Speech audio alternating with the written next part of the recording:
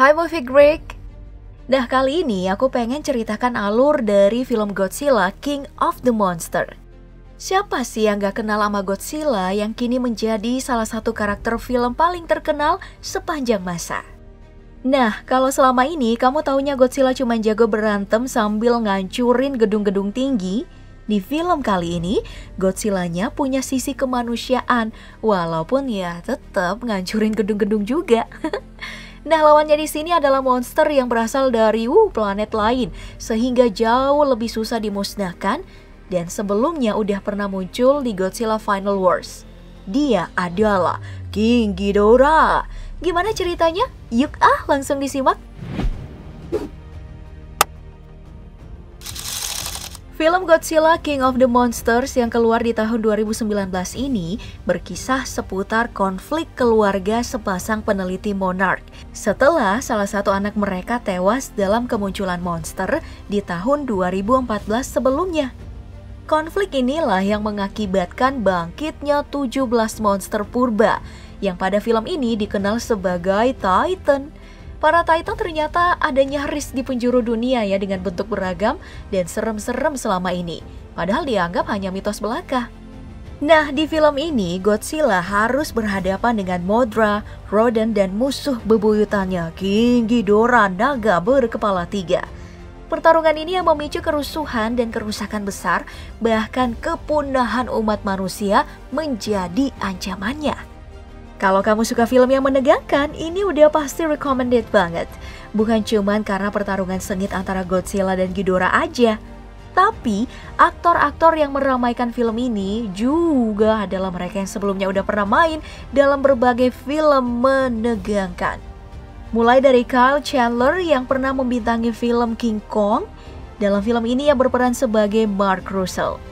Lalu karakter istri Mark Russell di sini Dr. Emma diperankan oleh Vera Farmiga yang pernah membintangi The Conjuring serta beberapa film horor lainnya. Terus ada anaknya Madison yang diperankan oleh Millie Bobby Brown yang tak lain adalah tokoh utama dalam serial horor Stranger Things. Ada juga Ken Watanabe yang pernah bermain dalam film The Last Samurai. Ada Sally Hawkins yang juga berperan dalam film The Shape of Water yang menurutku sih keren banget aktingnya. Serta Zhang Ziyi yang pasti nih para movie geek kenal lewat filmnya Memoirs of a Geisha. Tuh, pada ngumpul semua kan aktor dan aktris handal dalam dunia pertegangan di sini.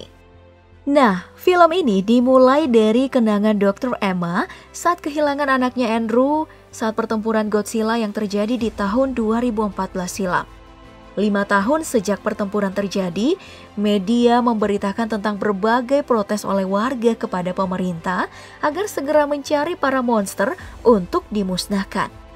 Pagi itu, Madison sedang membaca email dari ayahnya yang menanyakan kabarnya. Ia pun buru-buru menutup laptopnya saat ibunya muncul di depannya dan sambil gelagapan ia menawarkan sarapan yang nyaris hangus. Lalu mereka mengobrol tentang kehidupan mereka saat ini. Lalu tiba-tiba gempa terjadi. Mereka pun lalu pergi ke ruang karantina dan melihat apa yang sedang terjadi. Dr. Emma yang bekerja untuk organisasi pencari monster bernama Monarch ternyata telah berhasil mengembangkan alat bernama Orca. Sebuah perangkat yang dapat memancarkan frekuensi untuk menarik atau mengubah perilaku Titan. Alat ini ya digunakan untuk memanggil para Titan dan kemudian dapat mengontrolnya. Hal itu terbukti saat ia berhasil membuat tenang Titanos Musorea alias Mothra yang terlahir kembali dan sempat ngamuk. Namun nih secara tiba-tiba pangkalan Monarch 61 yang berada di Cina ini diserang sama sekelompok teroris lingkungan yang dipimpin oleh seorang kakek tua yang saat itu belum diketahui siapa name-nya alias namanya. Sedangkan Mothra melarikan diri nih dan menjadi kepompong di bawah air terjun di dekatnya. Nah, di saat yang bersamaan pihak Monarch sedang mengadakan rapat dengan pihak pemerintah. Mereka pun membahas apa yang sebaiknya mereka harus lakukan untuk menghadapi monster tersebut. Dr. Serizawa ngotot bahwa mereka nggak boleh membunuh Godzilla dengan alasan mereka ini adalah makhluk yang bisa menjaga bumi lebih baik daripada yang dilakukan oleh manusia. Tapi para pemerintah justru menertawakan mereka. We will be his.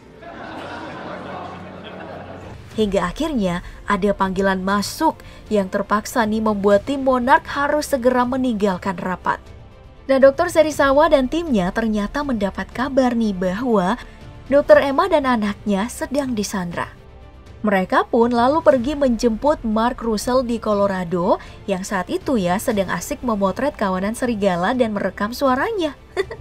Mereka lalu bergegas berangkat untuk mencari keberadaan mantan istri dan anak dari Mark Russell. Tim Monarch lalu menjelaskan siapa yang menculik istri dan anak Russell.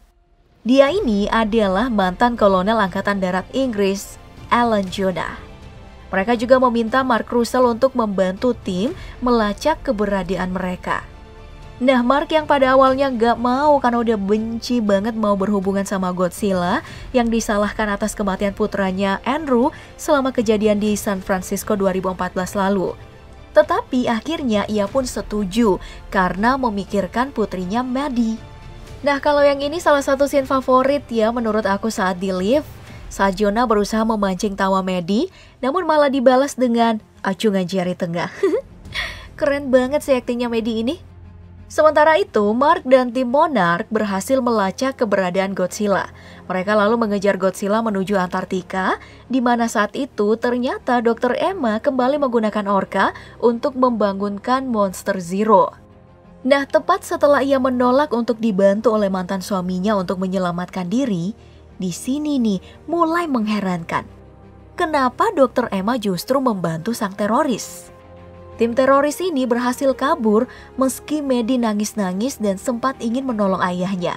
Duh, sedih banget deh lihat bagian ini.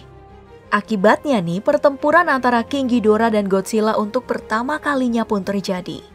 Dalam pertempuran ini, Dr. Vivian Graham terbunuh karena dilahap oleh salah satu kepala milik Monster Zero. Sedangkan Mark Russell-nya pingsan. Nah, akhirnya tim pun kemudian mengetahui nih bahwa Dr. Emma ternyata bekerja sama dengan para teroris. Dari bunker Monarch di Boston, Emma menghubungi Monarch dan menjelaskan alasannya membantu para teroris. Karena ia berpendapat bahwa Titans harus dibangunkan untuk menyembuhkan bumi dari kerusakan yang disebabkan oleh manusia. Wah. Dia ini beralasan bahwa apa yang ia lakukan saat itu agar kematian putranya gak sia-sia. Dia yakin hanya para Titan lah yang mampu menyeimbangkan kondisi bumi. Setelah itu, Dr. Emma lagi-lagi nih membangunkan monster selanjutnya yaitu Rodan di Meksiko. Monarch memancing Rodan untuk melawan Monster Zero yang saat itu mendekat. Tapi, Monster Zero dengan cepat mengalahkan Rodan sebelum disergap oleh Godzilla yang sempat memotong kepala kirinya. Selama pertarungan, Angkatan Laut Amerika Serikat juga meluncurkan senjata prototipe yang disebut dengan penghancur oksigen yang nampaknya bisa membunuh Godzilla. Di sini sih aku sempat shock ya lihatnya, kirain Godzilla-nya bakal mati beneran, soalnya detak jantungnya gak lagi terdeteksi komputer. Dan ternyata Monster Zero ini mampu menumbuhkan kembali kepalanya yang hilang loh. Wow. Dan membangunkan semua Titans yang tidak aktif di seluruh dunia dengan Rodan tunduk pada Monster Zero. Mulai menegangkan. Nah, di sini Maddie juga mulai kesal dan menuduh ibunya lah yang berperan dalam kehancuran dan kematian banyak orang yang disebabkan oleh para Titans yang terbangun ini. Sementara itu, melalui teks mitologis, Dr. Ellen Chan menemukan fakta bahwa Monster Zero adalah Raja Ghidorah, alien prasejarah yang berusaha untuk menguasai bumi ini. Lalu Mothra muncul dari kepompongnya dan terbang nih ke markas Monarch di Bermuda untuk berkomunikasi dengan Godzilla yang sedang memulihkan diri dari ledakan di kota bawah air kuno. Duh, kasihan ya. Nah, melalui kapal selam, tim pun menemukan sarangnya Godzilla yang sangat berbahaya karena diselimutin berbagai zat radioaktif. Mereka pun menyimpulkan bahwa akan memakan waktu terlalu lama bagi Godzilla untuk sembuh sendiri dan memutuskan untuk meledakkan nuklir untuk mempercepat prosesnya. Nah, di sini yang bikin mata berkaca-kaca, Dr. Serizawa mengorbankan dirinya dengan meledakkan nuklir secara manual yang akhirnya berhasil menghidupkan kembali Godzilla dan meningkatkan kekuatannya. Duh, sedih. Di sini barulah Dr. Emma dan lainnya menyadari kalau Monster Zero sebenarnya adalah ancaman bagi kehidupan manusia. Tapi si Jonah mengabaikan permintaannya untuk berhenti. Lah, lambat banget sih sadarnya Mama Emma. Nah, Madison tidak sengaja mendengar ini lalu mencuri orka. Ia pun kabur menuju Fenway Park dan menyiarkan frekuensi yang menenangkan para Titan. Tapi yang ada malah suara itu makin menarik para Titan ke lokasinya. Raja Ghidorah pun mendarat di Boston untuk menghancurkan orka.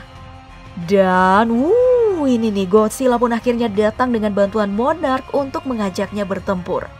Mark memimpin tim untuk menyelamatkan Maddie dan melarikan diri dari kota setelah mengetahui tingkat radiasi Godzilla meningkat dan akan menyebabkan ledakan termonuklir. Mothra pun datang untuk membantu Godzilla, tapi dicegat sama Rodan. Pokoknya seru banget sih di sini. Ghidorah mengalahkan Godzilla dan bersiap untuk membunuhnya. Tapi Mothra muncul lagi dan mengorbankan dirinya lalu mentransfer energinya ke Godzilla. Dan saat itu Mark, Dr. Emma dan Maddie bersatu kembali dan mengaktifkan kembali orka untuk memancing Ghidorah menjauh dari Godzilla. Saat akan kabur menyelamatkan diri, Dr. Emma malah memilih tinggal lalu mengorbankan dirinya untuk membawa Ghidorah pergi.